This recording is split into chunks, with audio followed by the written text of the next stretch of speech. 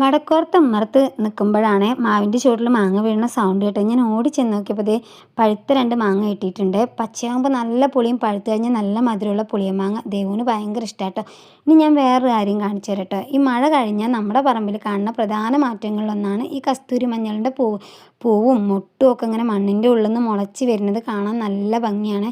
ഒരു നല്ല തള്ളക്കിഴങ്ങുണ്ട് കേട്ടോ അവിടെ. കുറേ ഉണ്ട് കസ്തൂരി മഞ്ഞളിൻ്റെ കിഴങ്ങ് നമ്മുടെ പറമ്പിൽ കുറേ ഉണ്ട് കേട്ടോ. പിന്നെ ദേ ചക്കരച്ചേമ്പ് ഇതാ ഇതുപോലെ മുളച്ച് നിൽക്കണ്ടേ. 4 വിത്ത് വല്യച്ഛൻ തന്നതാ.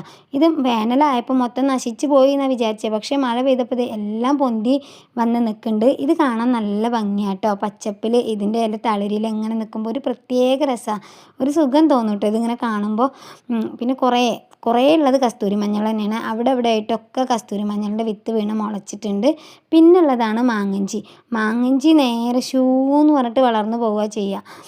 ഇത് ചമ്മന്തി അരയ്ക്കുമ്പോൾ ഒരു കഷ്ണം ഇട്ടാലും പിന്നെ അച്ചാറിടാനൊക്കെ നല്ല രുചിയാട്ടോ. വീഡിയോ ഇഷ്ടം ഒന്ന് ലൈക്ക് ചെയ്യണേ, ചാനൽ ഒന്ന് സബ്സ്ക്രൈബ് ചെയ്ത് സപ്പോർട്ട് ചെയ്യണേ.